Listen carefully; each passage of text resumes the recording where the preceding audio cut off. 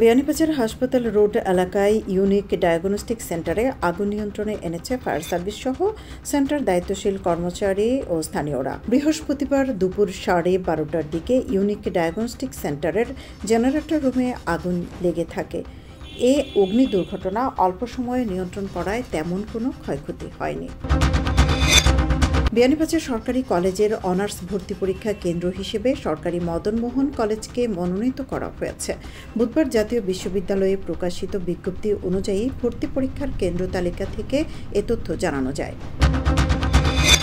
গোলাপগঞ্জে এক যুবকের লাশ উদ্ধার করেছে পুলিশ। গলায় ফাঁস লাগানো অবস্থায় তার লাশ উদ্ধার করা হয়। বুধবার ফুলবাড়ি ইউনিয়নের দক্ষিণ মাইজগাঁও গ্রাম থেকে একটি গাছের সাথে ঝুলন্ত অবস্থায় লাশটি উদ্ধার করেছে পুলিশ।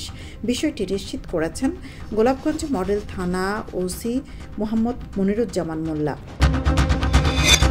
সিলেট থেকে মদিনার উদ্দেশ্যে ছেড়ে গেল হজের প্রথম ফ্লাইট। বুধবার বিকেল 5:30টায় বাংলাদেশ বিমানের BG-237 ফ্লাইটটি 408 জন হজ যাত্রী নিয়ে ওসমানী আন্তর্জাতিক বিমানবন্দর ছেড়ে যায়।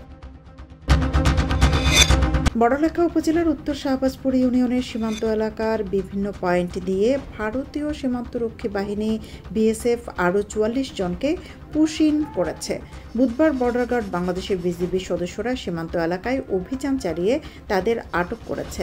তাদের যাচাই বাছাই করে বাংলাদেশি নাগরিক বলে নিশ্চিত হয়েছে বিজিবি। আটককৃতদের বড়লেখা থানার পুলিশের কাছে হস্তান্তর করা হয়েছে।